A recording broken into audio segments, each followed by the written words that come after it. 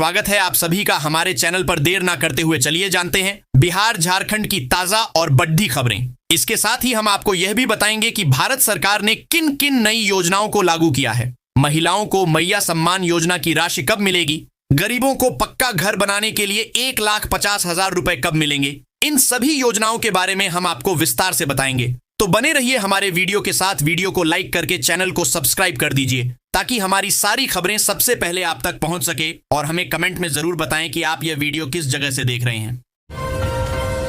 सरकारी नौकरी हमेशा से ही स्थिरता और सुरक्षा का प्रतीक रही है।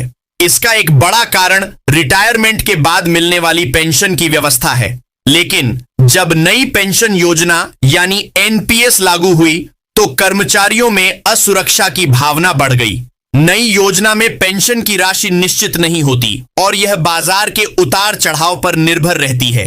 इसके कारण कई कर्मचारियों ने पुरानी पेंशन योजना की वापसी की मांग शुरू कर दी थी। अब संकेत मिल रहे हैं कि जनवरी 2026 से यह योजना दोबारा लागू हो सकती है, जो कर्मचारियों के लिए खुशी की बड़ी खबर साबित होगी। नमस्कार दोस्तों, अगर आप सहारा इंडिया में अपना पैसा लगाने वाले निवेशकों में से एक हैं, तो यह खबर आपके लिए बेहद महत्वपूर्ण है। सालों से अटके पैसे अब धीरे धीरे लौटने की प्रक्रिया में हैं। सहारा इंडिया रिफंड लिस्ट 2026 के तहत सरकार ने निवेशकों को राहत देने के लिए नई अपडेट जारी की है। जनवरी 2026 से सहारा इंडिया रिफंड लिस्ट 2026 में शामिल नामों को पहली किस्त मिलनी शुरू हो गई है। इस लेख में हम विस्तार से बताएंगे कि यह प्रक्रिया कैसे काम करती है, आपका नाम कैसे चेक करें और पैसे कब तक मिलेंगे। सब कुछ सरल भाषा में, ताकि हर कोई आसानी से समझ सके। ई श्रम पेंशन योजना असंगठित क्षेत्र के श्रमिकों के लिए बनाई गई एक सामाजिक सुरक्षा 2026 में शामिल नामों को पहली किस्त मिलनी शुरू हो गई है। इस लेख में हम विस्तार से बताएंगे कि यह प्रक्रिया कैसे काम करती है, आपका नाम कैसे चेक करें और पैसे कब तक मिलेंगे। सब कुछ सरल भाषा में, ताकि हर कोई आसानी से समझ सके। ई श्रम पेंशन योजना असंगठित क्षेत्र के श्रमिकों के लिए बनाई गई एक सामाजिक सुरक्षा योजना है। इस योजना का उद्देश्य उन लोगों को पेंशन देना है जो किसी भी संगठित पेंशन स्कीम का हिस्सा नहीं है। योजना के तहत 60 वर्ष की उम्र पूरी होने के बाद लाभार्थी को हर महीने 3,000 रुपए की निश्चित पेंशन मिलती है। यह रकम बुजुर्ग अवस्था में दवाइयों, घरेलू खर्च और रोजमर्रा की जरूरतों के लिए बड़ी राहत साबित होती है। देश में पेट्रोल और डीजल के दाम लगातार बढ़ रहे हैं। इसके साथ ही प्रदूषण की समस्या भी तेजी से बढ़ रही है। इन दोनों समस्याओं को देखते हुए सरकार इलेक्ट्रिक वाहनों को बढ़ावा दे रही है। इसी कड़ी में सरकार ने महिलाओं के लिए इलेक्ट्रिक 2 व्हीलर पर खास सब्सिडी की घोषणा की है। इस योजना के तहत महिलाएं अपने नाम पर इलेक्ट्रिक स्कूटर या इलेक्ट्रिक बाइक खरीदने पर सीधे 46,000 रुपए तक की सब्सिडी का लाभ ले सकती हैं। यह कदम महिलाओं को आत्मनिर्भर बनाने के साथ साथ ईवी सेक्टर को भी मजबूत करेगा। केंद्र सरकार ने बेतिया जिले से होकर गुजरने वाली 6 लेन एक्सप्रेसवे के निर्माण को अंतिम मंजूरी दे दी है। मंजूरी मिलते ही इस परियोजना के लिए भूमि अधिग्रहण की प्रक्रिया भी शुरू कर दी गई है। यह सड़क परियोजना गोरखपुर सिल्लीगुड़ी एक्सप्रेसवे के नाम से जानी जाएगी। यह एसडीडीडीएचए बैरिया और नौतन प्रखंड से होकर गुजरेगी। प्रशासन की ओर से जानकारी दी गई है कि इस परियोजना के लिए 3A के तहत अलाइनमेंट की अधिसूचना जारी कर दी गई है। बैरिया और नौतन दोनों प्रखंडों से कुल 14 मौजों को इसमें शामिल किया गया है। प्रत्येक प्रखंड से 7-7 मौजे लिए जाएंगे। इसके बाद प्लॉट की पहचान का काम शुरू किया जाएगा। इससे भूमि अधिग्रहण की प्रक्रिया को आगे बढ़ाया जा सकेगा। नव वर्ष में मनरेगा अब विकसित भारत ग्रामीण रोजगार एवं आजीविका मिशन गारंटी वीबीजी रामजी बन गया है। इसमें श्रमिकों को 100 की बजाय 125 दिन का रोजगार मिलेगा। कृषि कार्य के दौरान 60 दिन काम बंद रहेगा। पारदर्शिता के लिए बायोमेट्रिक हाजिरी और आईटी टूल्स का उपयोग होगा। समय पर काम न मिलने पर बेरोजगारी भत्ता मिलेगा। मीरजापुर में विशेष ग्राम सभाएं आयोजित होंगी, जिससे जल सुरक्षा सुदृढ़ होगी। झारखंड के ग्रामीण इलाकों में पेसा कानून लागू हो गया है। अब लगभग 1750 पैसा मोबिलाइजर्स घर घर जाकर ग्रामीणों को इसके अधिकारों की जानकारी देंगे। सरकार डोर टू डोर कैंपेन, नुक्कड़ नाटक, गीत और डिजिटल मोबाइल वैन के माध्यम से ग्राम सभाओं को मिले भूमि, पैसा, योजना और परंपरा से जुड़े अधिकारों के बारे में बताएगी ताकि विवादों से बचा जा सके। नई साल शुरू होने से पहले ट्रेन से सफर करने वालों के लिए यह खबर राहत लेकर आई है। रोजाना यात्रा करने वाले पैसेंजर्स हों या छोटे रूट पर सफर करने वाले लोग, टिकट के खर्च को लेकर हर कोई बचत चाहता है। इसी सोच के तहत रेलवे ने डिजिटल टिकट बुकिंग को बढ़ावा देने के लिए एक नया कदम उठाया है। 14 जनवरी से यात्रियों को टिकट बुकिंग पर सीधा डिस्काउंट मिलने वाला है। यह छूट कैशबैक के तौर पर नहीं, बल्कि इसमें टिकट की कीमत पर सीधा डिस्काउंट मिलेगा। 2026 में महिला रोजगार योजना यानी महिला रोजगार योजना को लेकर सबसे बड़ी खबर यह है कि बिहार सरकार ने इसे बड़े पैमाने पर लागू कर दिया है और इसके तहत महिलाओं को प्रत्यक्ष आर्थिक सहायता और स्वरोजगार के अवसर दिए जा रहे हैं। यह योजना विशेष रूप से महिलाओं की आर्थिक सशक्तिकरण, आत्मनिर्भरता और रोजगार को बढ़ावा देने की दिशा में एक महत्वपूर्ण कदम है। 2026 के लिए महिला रोजगार योजना में जो नया अपडेट आया है वह यह है कि बिहार सरकार ने योजना को बढ़ाते हुए अब 10,000 रुपये की मूल सहायता के साथ साथ कुछ महिलाओं को आगे 2 लाख रुपये तक की अतिरिक्त सहायता भी देने का प्रावधान किया है। बिहार और झारखंड के बीच विकास की नई लाइफलाइन बन रहा मनिहारी साहिबगंज गंगा पुल अब अपने आखिरी पड़ाव पर पहुंच गया है। साल 2025 इस परियोजना के लिए मील का पत्थर साबित हुआ है। पिछले साल तक जहां 46 में से 2 पिलरों का काम अधूरा था, वहीं अब सभी 46 पिलरों का निर्माण सफलतापूर्वक पूरा कर लिया गया है। इस कामयाबी के साथ ही पूरी परियोजना का लगभग 80% काम संपन्न हो चुका है। अब केवल 20% काम शेष है, जिसमें मुख्य रूप से पुल के ऊपरी हिस्से सुपरस्ट्रक्चर की ढलाई और अप्रोच रोड को अंतिम रूप देना शामिल है। गंगा की लहरों पर जान जोखिम में डालकर नाव और स्टीमर का सफर करने वाले सीमांचल के लोगों के लिए यह खबर उत्सव से कम नहीं है। प्रधानमंत्री आवास योजना का मुख्य उद्देश्य मध्यवर्गीय गरीब और जरूरतमंद परिवारों को पक्का घर उपलब्ध कराना है। इस योजना के तहत पात्र परिवारों को 1,20,000 तक की वित्त सहायता सीधे उनके बैंक खाते में दी जाती है। इससे अधूरा मकान पूरा हो सकता है या नया घर बनाया जा सकता है। ग्रामीण और शहरी क्षेत्र के लोग इसका लाभ ले सकते हैं। इसके साथ ही बैंक से कम दर पर ब्याज लोन मिलने की सुविधा और स्थानीय स्तर पर सामग्री उपलब्ध कराने में भी मदद मिलती है। यह योजना से मकान नहीं देती, बल्कि जीवन स्तर को भी बेहतर बनाती है। बिहार के खेल इतिहास में एक नया अध्याय जुड़ने वाला है। राजगीर में बने अंतरराष्ट्रीय क्रिकेट स्टेडियम में अगले घरेलू सत्र से रणजी ट्रॉफी के मैच खेले जाएंगे। इन मुकाबलों के जरिए ग्राउंड और पिच का व्यवहार परखा जाएगा, जिसके बाद ही यहां अंतरराष्ट्रीय और आईपीएल जैसे बड़े टूर्नामेंटों के आयोजन पर अंतिम फैसला लिया जाएगा। मोइनुल हक स्टेडियम के मुख्य पिच क्यूरेटर देवीलाल के अनुसार राजगीर क्रिकेट स्टेडियम का निर्माण लगभग पूरा हो चुका है। केवल ड्रेनेज सिस्टम का थोड़ा कार्य शेष है। ग्राउंड पर घास के साथ बालू की लेयरिंग की गई है ताकि बारिश के दौरान पानी जमा न हो और मैदान लंबे समय तक खेलने योग्य बना रहे। बिहार के अररिया जिले में सभी निजी और सरकारी स्कूलों को 6 जनवरी तक बंद रखने का आदेश दिया गया है। जिले के डीएम विनोद दुहन की माने तो निजी और सरकारी स्कूलों के अलावा प्री स्कूलों और कोचिंग में क्लास 8 तक की शैक्षणिक गतिविधियों पर 6 जनवरी तक रोक लगा दी गई है। यह फैसला भारतीय नागरिक सुरक्षा संहिता 2023 की धारा 163 के तहत लिया गया। बिहार के किसानों के लिए बेहद खास फैसला लिया गया है। राज्य में किसानों की अपनी डिजिटल पहचान होगी। दरअसल फार्मर रजिस्ट्री पहल से किसानों को सरकारी योजनाओं का सीधा लाभ पारदर्शी और समय से मिल सकेगा। ऐसे में किसानों से फार्मर आईडी बनाने की अपील की गई है। इस पहल को लेकर कड़ी निगरानी भी की जाएगी। बिहार के सरकारी स्कूलों में पढ़ाई के साथ साथ अब आत्मरक्षा और कला को भी मजबूत आधार दिया जा रहा है। पटना जिले में जहां छात्राओं को आत्मनिर्भर बनाने के लिए कराटे और मार्शल आर्ट की ट्रेनिंग दी जा रही है, वहीं मसौड़ी के स्कूलों में संगीत शिक्षा को बढ़ावा देने की नई पहल शुरू हुई है। इन दोनों योजनाओं का मकसद बच्चों के सर्वांगीण विकास के साथ आत्मविश्वास बढ़ाना है।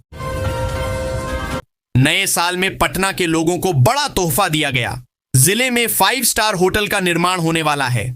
इसके निर्माण को लेकर इनकम टैक्स गोलंबर के पास के होटल पाटलिपुत्र अशोक को तोड़ा भी जा रहा है। लग्जरियस फैसिलिटी के साथ 140 कमरों का निर्माण किया जाएगा। 5 स्टार होटल के निर्माण में लगभग 200 करोड़ रुपए खर्च आने की बात कही जा रही है। बिहार के ग्रामीण इलाकों में जमीन की कीमतों को लेकर बड़ा बदलाव होने जा रहा है। राज्य सरकार 13 साल बाद ग्रामीण क्षेत्रों की जमीन का सर्किल रेट बढ़ाने की तैयारी में है। मद्य निषेध, उत्पाद एवं निबंधन विभाग को जिलों से प्रस्ताव मिलने लगे हैं, जिनकी समीक्षा की जा रही है। खास बात यह है कि नई और चौड़ी सड़कों के किनारे की जमीन को व्यावसायिक श्रेणी में लाकर उसके अनुसार नया सर्किल रेट तय किया जाएगा। पटना में बना बापू परीक्षा परिसर देश का सबसे बड़ा परीक्षा सेंटर है। इसमें आयोजित होने वाली परीक्षाओं के दौरान परीक्षार्थियों और उनके अभिभावकों को अब पार्किंग और सड़क पार करने की समस्या से राहत मिलेगी। दरअसल बिहार विद्यालय परीक्षा समिति ने कुम्हरार स्थित धनुकी मोड़ के पास लगभग 0.6 एकड़ 2429.52 स्क्वायर मीटर में मल्टी लेवल पार्किंग और फुट ओवर ब्रिज एफओबी के निर्माण का फैसला लिया है। बिहार में जमीन से जुड़े मामलों के निबटारे की प्रक्रिया में बड़ा प्रशासनिक बदलाव किया गया है। राजस्व एवं भूमि सुधार विभाग ने बिहार भूमि पोर्टल पर लागू फीफो यानी फर्स्ट इन फर्स्ट आउट व्यवस्था को अस्थायी रूप से 31 मार्च 2026 तक स्थगित करने का निर्णय लिया है। सरकार का तर्क है कि मौजूदा प्रणाली के कारण कई प्राथमिकता वाले मामले, खासकर अनुसूचित जाति और जनजाति से जुड़े आवेदन तथा भूमि सुधार जन कल्याण संवाद के दौरान प्राप्त शिकायतें समय पर नहीं निपट पा रही थीं। कर्नाटक में ईवीएम पर हुए एक सर्वेक्षण में 85% मतदाताओं ने इस पर भरोसा जताया, जिससे 2024 लोकसभा चुनाव को स्वतंत्र निष्पक्ष बताया गया। भाजपा ने इसे कांग्रेस की वोट चोरी थ्योरी का जवाब बताते हुए राहुल गांधी पर निशाना साधा। वहीं आईटी मंत्री प्रियंक खरगे ने सर्वेक्षण के डिजाइन और सर्वे एजेंसी पर सवाल उठाते हुए इसे राज्य सरकार से असंबद्ध बताया और कलबुर्गी में वोट चोरी का मुद्दा फिर उठाया। महाराष्ट्र कांग्रेस अध्यक्ष नाना पटोले ने राहुल गांधी की तुलना भगवान राम से की, जिससे राजनीतिक हलचल मच गई। उन्होंने कहा कि राहुल गांधी पीड़ितों को न्याय दिलाकर भगवान राम का काम कर रहे हैं, न कि राम मंदिर में फोटो खिंचवाकर। भाजपा ने इसे चापलूसी प्रो मैक्स बताते हुए कड़ी आलोचना की और कांग्रेस पर हिंदू आस्था का अपमान करने का आरोप लगाया। जो रूट और हैरी ब्रूक ने शानदार पारियां खेलते हुए एशेज सीरीज के 5वें और आखिरी टेस्ट मैच के पहले दिन इंग्लैंड को संभाल लिया। बारिश के कारण हालांकि दिन का खेल पूरा नहीं हो सका और इसी कारण ये दोनों शतक पूरा नहीं कर सके। दूसरे दिन दोनों ही बल्लेबाज इस काम को अंजाम देना चाहेंगे। चीनी एआई स्टार्टअप डीप सीक ने कम बजट में विश्व स्तरीय एआई मॉडल प्रशिक्षित करने का दावा कर अमेरिकी बाजार को अरबों का नुकसान पहुंचाया है। इसने ओपन एआई, गूगल, मेटा जैसी बड़ी कंपनियों को चुनौती दी है। पिछले साल एनवीडिया के $600 बिलियन गिरने के बाद डीप सीक के नए दावों से फिर से अमेरिकी निवेशकों में हलचल मच गई है, क्योंकि यह कम चिप्स के साथ उच्च प्रदर्शन का दावा करता है। झारखंड सरकार ने नेत्रहाट और पतरातू घाटी में ग्लास ब्रिज बनाने की महत्वाकांक्षी योजना पर काम तेज कर दिया है। नेत्रहाट के मैग्नोलिया और कोयल व्यू पॉइंट पर 2, जबकि पतरातू में एक ग्लास ब्रिज बनेगा। आईआईटी कानपुर कांच की गुणवत्ता जांचेगा। 22 करोड़ की लागत से बनने वाले ये ब्रिज राजगीर मॉडल पर आधारित होंगे। इससे राज्य में पर्यटन को बढ़ावा मिलेगा, स्थानीय रोजगार सृजित होंगे और झारखंड को राष्ट्रीय पहचान मिलेगी। निर्माण इसी वित्तीय वर्ष में शुरू होने की उम्मीद है। विद्या भारती के राष्ट्रीय महामंत्री देशराज शर्मा ने रांची में बताया कि यह एक राष्ट्रीय शैक्षिक आंदोलन है। देश भर के 684 जिलों में 24,000 विद्यालयों के माध्यम से शिक्षा के साथ साथ समाज परिवर्तन और राष्ट्र को मजबूत करने का कार्य चल रहा है। प्रचार और अभिलेखागार विभागों की सक्रियता से विद्यालयों की प्रामाणिकता बढ़ेगी। बैठक में विभिन्न पत्रिकाओं का विमोचन भी हुआ। जमशेदपुर के निजी स्कूलों में नर्सरी, एलकेजी, यूकेजी प्रवेश के लिए लॉटरी प्रक्रिया 5 जनवरी से 15 जनवरी तक चलेगी। लगभग 1 लाख आवेदनों के मुकाबले 8,500 सीटें उपलब्ध हैं। शिक्षा विभाग की सख्त निगरानी में यह प्रक्रिया पारदर्शी तरीके से होगी, जिसके परिणाम 17 जनवरी को घोषित किए जाएंगे। अभिभावकों में उत्सुकता के साथ फीस वृद्धि की भी चर्चा है। जमशेदपुर के आदित्यपुर ऑटो क्लस्टर में 16 से 17 जनवरी 2026 को एमएसएमई डिफेंस कॉन्क्लेव का आयोजन होगा। इसका उद्देश्य स्थानीय एमएसएमई उद्योगों को रक्षा क्षेत्र से जोड़ना और नए अवसर प्रदान करना है। रक्षा राज्य मंत्री संजय सेठ इसका उद्घाटन करेंगे। कॉन्क्लेव में प्रदर्शनी, सेमिनार और कार्यशालाएं होंगी, जिससे झारखंड के उद्यमियों को रक्षा उत्पादन की जानकारी मिलेगी और उनकी भागीदारी बढ़ेगी। यह राज्य का पहला ऐसा आयोजन है। प्रशिक्षु आईएएस अधिकारियों के एक दल ने बोकारो स्टील प्लांट का शैक्षिक भ्रमण किया। उन्होंने इस्पात निर्माण की आधुनिक प्रक्रिया, तकनीकी पहलुओं और प्रबंधन व्यवस्था को समझा। अधिकारियों को उत्पादन प्रक्रिया, सीएसआर और पर्यावरणीय गतिविधियों की विस्तृत जानकारी दी गई। उन्होंने प्लांट की प्रमुख इकाइयों का अवलोकन किया और निदेशक प्रभारी से मुलाकात की। इस भ्रमण को प्रशासनिक प्रशिक्षण के लिए अत्यंत उपयोगी बताया गया। मुख्य निर्वाचन आयुक्त ज्ञानेश कुमार झारखंड के 2 दिवसीय दौरे पर रविवार को देवघर पहुंचे। देवघर एयरपोर्ट पर उनका स्वागत झारखंड के मुख्य निर्वाचन पदाधिकारी सहित अन्य अधिकारियों ने किया। उन्होंने सपरिवार बाबा बैद्यनाथ धाम में पूजा अर्चना कर देश के मंगल और कल्याण की कामना की। मीडिया के सवालों पर उन्होंने सीधे जवाब नहीं दिए, बल्कि भारत के उज्जवल भविष्य के लिए आशीर्वाद लेने की बात कही। उन्होंने झारखंड के लोगों को हार्दिक अभिनंदन भी किया। बिहार सरकार ने किसानों के हित में एक अहम कदम उठाया है। कृषि विभाग और राजस्व एवं भूमि सुधार विभाग मिलकर अब हर किसान को एक अलग डिजिटल पहचान देने जा रहे हैं। इस डिजिटल पहचान को फार्मर रजिस्ट्री आईडी नाम दिया गया है। सरकार का मानना है कि इस व्यवस्था से किसानों को सरकारी योजनाओं का लाभ समय पर और सीधे मिल सकेगा। फार्मर रजिस्ट्री को तेजी से लागू करने के लिए नीतीश सरकार ने 6, 7, 8 और 9 जनवरी 2026 को विशेष अभियान चलाने का फैसला किया है। इन 4 दिनों में पंचायत स्तर पर कैंप लगाकर किसानों का रजिस्ट्रेशन और ई-केवाईसी कराई जाएगी। सरकार की कोशिश है कि ज्यादा से ज्यादा किसान इस तय समय सीमा में अपनी डिजिटल पहचान बनवा लें।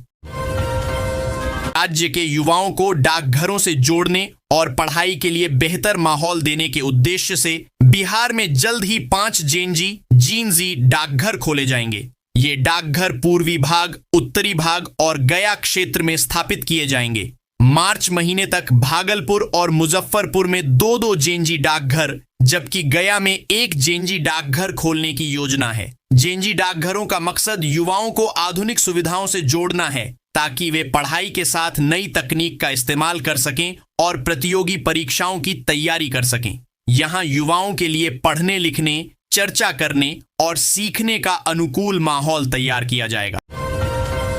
बिहार के ऐतिहासिक शहर राजगीर के पांडु पोखर में राज्य का पहला water, laser light and sound show 1 March से पर्यटकों के लिए शुरू होने जा रहा है। पर्यटन विभाग की इस महत्वाकांक्षी पहल के बाद पांडु पोखर न केवल राजगीर बल्कि पूरे बिहार का प्रमुख पर्यटन आकर्षण बनने की तैयारी में है। परिसर को अत्याधुनिक सुविधाओं से सुसज्जित करने का काम अंतिम चरण में है और बिहार राज्य पर्यटन विकास निगम की टीम लगातार इसकी निगरानी कर रही है। पटना नगर निगम ने शहर के प्रमुख व्यावसायिक केंद्र मौर्य लोक कॉम्प्लेक्स में वर्षों से लंबित मेंटेनेंस चार्ज और ग्राउंड रेंट की वसूली को लेकर सख्त रुख अपनाया है। निगम की जांच में सामने आया है कि कॉम्प्लेक्स में आवंटित कुल 278 दुकानों और कार्यालयों पर करीब 3,66,15,004 रुपए की बकाया राशि लंबित है। इसको लेकर संबंधित दुकानदारों और कार्यालय स्वामियों को नोटिस जारी कर 7 दिन के भीतर भुगतान करने का निर्देश दिया गया है। बता दें कि कुल 270 दुकानें और 39 कार्यालय मौर्य लोक परिसर में हैं। 270 shops and 39 offices in Maurya Lok complex. Patna नगर निगम ने स्पष्ट किया है कि राजस्व संरक्षण और नगर सेवाओं के सुचारू संचालन के लिए यह कार्रवाई आवश्यक है। बिहार में रोड का निर्माण कर जिलों के बीच कनेक्टिविटी को मजबूत किया जा रहा है। सिपारा मोहाली एलिवेटेड रोड का निर्माण खास प्रोजेक्ट में से एक है। इसके आगे मोहाली से पुनपुन तक रोड लगभग बन चुका है। मोहाली से पुनपुन के बीच की दूरी करीब 2.20 किलोमीटर की रह गई है। 4 लेन रोड के बनने से इन दोनों जगहों के बीच की दूरी बेहद कम हो गई है। इससे लोगों को बड़ा फायदा पहुंचेगा। मुजफ्फरपुर के बेला औद्योगिक क्षेत्र समेत बिहार के बंद पड़े उद्योगों के लिए अच्छी खबर है। बिहार औद्योगिक क्षेत्र विकास प्राधिकार ब्याडा की एमनेस्टी पॉलिसी 2025 की आवेदन की अंतिम तारीख अब बढ़ाकर 31 मार्च 2026 कर दी गई है। पहले यह तारीख 31 दिसंबर 2025 थी। सरकार ने यह फैसला उद्योगपतियों की मांग और पॉलिसी की अच्छी प्रतिक्रिया को देखते हुए लिया है। इससे उन उद्योगों को राहत मिलेगी जो लंबे समय से बंद हैं या ब्याडा के साथ कानूनी विवादों में फंसे हुए हैं। साल 2026 भारत के लिए राजनीतिक रूप से महत्वपूर्ण है। 2026 जहां पश्चिम बंगाल, असम, तमिलनाडु, केरल और पुडुचेरी सहित 5 राज्यों में विधानसभा चुनाव होंगे। भाजपा इन राज्यों में अपनी स्थिति मजबूत करना चाहती है, खासकर उन 3 में जहां उसने कभी जीत हासिल नहीं की।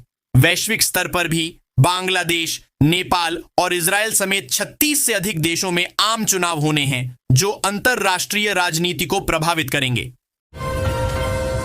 त्रिवेणीगंज अनुमंडल में पीएम किसान सम्मान निधि योजना के लाभार्थियों के लिए ई-केवाईसी अनिवार्य कर दिया गया है। ई-केवाईसी न कराने पर योजना का लाभ बंद हो जाएगा। अनुमंडल कृषि पदाधिकारी मुकेश कुमार ने शिविरों का निरीक्षण कर कार्य में तेजी लाने के निर्देश दिए। कुल 78,099 लाभार्थियों में से 39,896 का ई-केवाईसी पूरा हो चुका है। विभाग ने किसानों से जल्द प्रक्रिया पूरी करने की अपील की है।